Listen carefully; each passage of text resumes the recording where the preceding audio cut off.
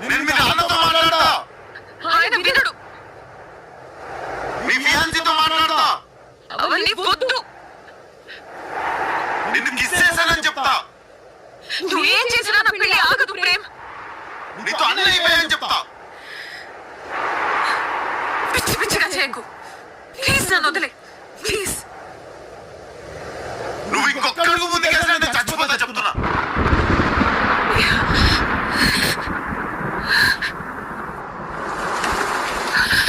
చచ్చిపోయిన next minute నేను కూడా చచ్చిపోతా.